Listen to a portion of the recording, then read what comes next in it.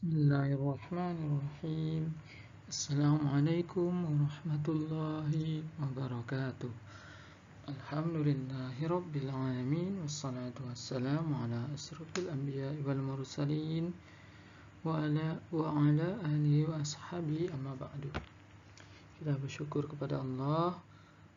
Alhamdulillah, pada hari ini Allah masih berikan kita kesehatan, kesempatan dan waktu untuk belajar, melanjutkan materi-materi pembelajaran kita. Salawat dan salam semoga senantiasa tercurah kepada Nabi Muhammad SAW, kepada keluarga dan para sahabatnya. Amma ba'du. Anak-anak Ustadz, mungkin antum merasa jenuh di rumah ya, bosan, tak semangat mau belajar. Ya, Ustadz paham. Kenapa? Karena sudah terlalu lama kita di rumah, belajar nggak di kelas, nggak bertemu teman-teman. Tentu itu sangat menyakitkan bagi kita ya, karena kita sudah terbiasa dengan keadaan yang sangat ramai. Tapi ala kulli hal, itu semua merupakan takdir yang telah Allah tetapkan untuk kita semuanya, bahkan bukan di Indonesia saja, di seluruh dunia mengalami wabah virus corona ini. Ya, kita berdoa kepada Allah semoga Allah segera mengangkat virus corona ini dan kita bisa kembali belajar secara tatap muka. Ya, namun untuk sekarang kita tetap melanjutkan pembelajaran dengan cara jarak jauh ya. Harus bersabar dulu. Silakan antum siapkan perangkat pembelajarannya pada hari ini. Barakallahu fiikum. Adapun materi yang akan kita bahas pada hari ini, yang pertama, membuat teks petunjuk tentang menghemat energi dengan benar dalam bentuk poster. Tapi kita nggak ada praktek sih, nanti tinggal diperhatikan aja. Kemudian yang kedua, menyajikan poster yang menunjukkan pelaksanaan hak dan kewajiban secara seimbang terhadap penggunaan energi dengan benar. Kemudian yang ketiga, memahami tempo dan tinggi rendah nada. Dan yang keempat, menjelaskan karakteristik ruang dan pemanfaatan sumber daya alam untuk kesejahteraan masyarakat. Barakallahu fikum. Kita masuk kepada materi yang pertama, membuat teks petunjuk tentang menghemat energi dengan benar dalam bentuk poster. Ya, seperti yang Ustaz bilang sebelumnya, kita nggak membuat poster kok, jadi cukup dengarkan materi aja. Banyak hal-hal sederhana yang bisa kita lakukan dalam kehidupan sehari-hari untuk menghemat energi, seperti hemat air, hemat listrik, hemat kertas, hemat bahan bakar. Hemat energi artinya menggunakan energi sesuai kebutuhan, sehingga tidak ada energi yang terbuang sia-sia. Jika energi yang kita gunakan lebih sedikit, maka akan menghemat biaya yang akan kita keluarkan dan menjadikan bumi kita lebih ramah lingkungan. Hemat energi adalah kewajiban kita semua, seperti hemat air. Ya, mandi secukupnya, jangan biur banyak-banyak. Kalau bak mandi udah penuh, kerannya dimatikan. Kalau lagi cuci piring, nah ketika menyabunkan piring, kerannya dimatikan. Nah, itu salah satu contohnya. Kalau listrik, kalau nggak dipakai, dimatikan. Lampu, kalau keluar kamar, matikan lampunya. Seperti itu ya. Barakallahu fikum.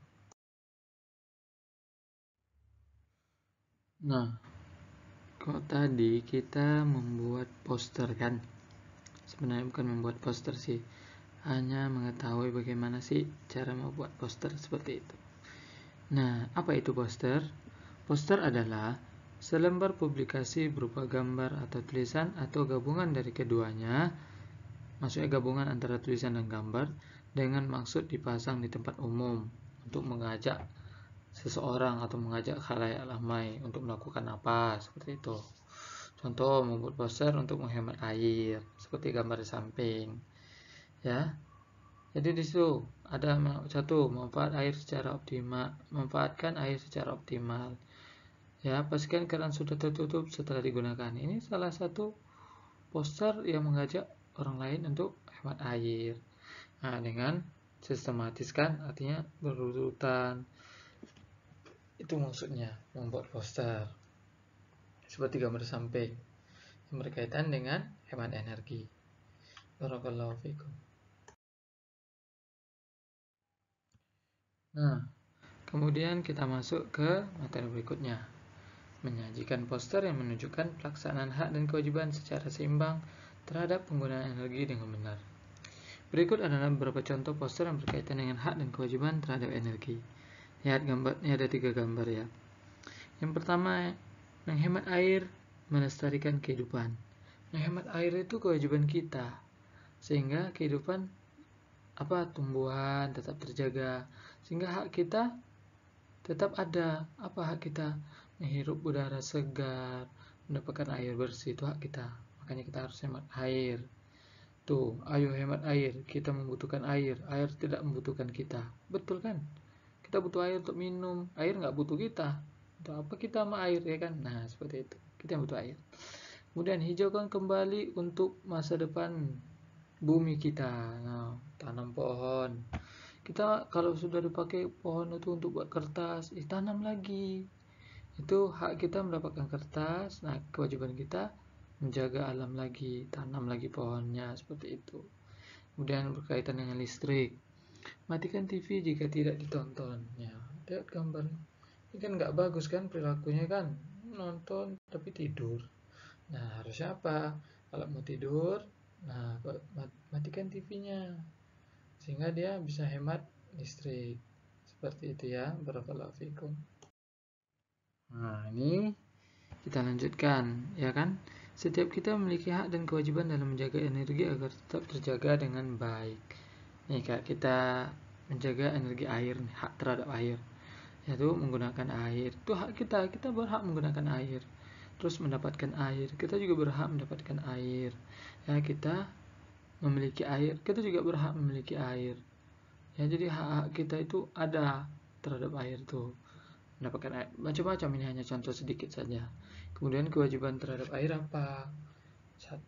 Menjaga kebersihan air, tidak boros menggunakan air, mematikan keran air jika sudah penuh. Ini salah satu kewajiban kita. Ya, nah itu maksudnya menjaga hak dan kewajiban secara seimbang. Ya, barakallahu fikum. Materi berikutnya memahami tempo dan tinggi rendah nada. 1. Tinggi rendahnya nada disebut dengan tangga nada. Notasi yang terdiri dari angka-angka disebut notasi angka, seperti notasi 1, 2, 3, 4, 5, 6, 7, 8 dan sekian-sekian. Yang ketiga, notasi angka semakin ke kanan nada semakin tinggi, dan semakin ke kiri nada semakin rendah. Singkat saja materi tentang tinggi rendah nada ini. Rasanya nggak terlalu penting ya. Apalagi kalau kita sudah mengerti agama ini ya. Barakallahu fikum. Materi berikutnya yaitu menjelaskan karakteristik ruang dan pemanfaatan sumber daya alam untuk kesejahteraan masyarakat. Indonesia adalah negara yang kaya dengan sumber daya alam. Batubara adalah salah satunya. Batubara termasuk sumber daya alam yang tidak dapat diperbarui. Ya, batubara termasuk sumber daya alam yang tidak dapat diperbarui. Kenapa? Karena jumlahnya terbatas. Pengolahannya lama, ya kan? Sulit juga mendapatkannya. Batubara merupakan sumber energi yang selama ini banyak dimanfaatkan dalam berbagai bidang kehidupan, mulai dari rumah tangga, usaha kecil sampai industri. Batubara cukup berpengaruh terhadap kegiatan ekonomi masyarakat. Batubara merupakan bahan bakar fosil yang termasuk dalam kategori batuan sedimen. Proses pembentukan batubara membutuhkan waktu hingga berjuta-juta tahun lamanya. Batubara terbentuk dari sisa-sisa tumbuhan purba yang kemudian mengendap selama berjuta-juta tahun yang mengalami proses pembentukan batubara. Jadi, asalnya batubara itu berasal dari tumbuhan purba yang kemudian mengendap selama juta-juta tahun. Jadi tumbuhan yang sudah lama, sudah mati, yang berada di dalam tanah, kemudian mengendap selama berjuta tahun dan mengalami proses pembentukan batubara. Seperti itu. Barakallahu fikum.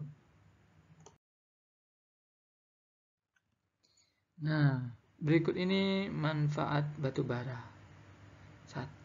Menghasilkan metanol, bahan bakar cair untuk menggerakkan mesin di berbagai industri. Itu metanol ya. Kemudian sebagai bahan bakar kompor briket. Ya, jadi untuk masak kebutuhan sehari-hari. Jadi pakai batubara itu nanti masaknya pakai itu. Yang ketiga, menghasilkan gas, ya. Bahan bakar gas untuk industri dan pembangkit listrik tenaga gas. Yang keempat, pembangkit listrik, bahan bakar untuk pembangkit listrik. Jadi ada 4 macam manfaat dari batu bara. Barakallahu fikum. Alhamdulillah selesai. Ya, demikianlah materi yang singkat pada hari ini. Semoga memberikan manfaat dan ilmu untuk antum semuanya. Untuk hari ini kita tidak ada tugas. Hanya saja besok hari Kamis kita akan PH tema 2, subtema 2. Aduh, sebentar PH seperti itulah nak. Setiap pekan itu memang PH untuk pembelajaran tematik itu. Berbeda dengan materi yang lain ya. Karena kasih gantung juga sudah mengalami kan. Setiap pekan PH. Memang seperti itu. Kita tutup dengan doa kafaratul majelis. Subhanakallahumma wa bihamdika asyhadu an la ilaha illa anta astaghfiruka wa atubu ilaik. Barakallahu fikum. Wassalamualaikum warahmatullahi wabarakatuh.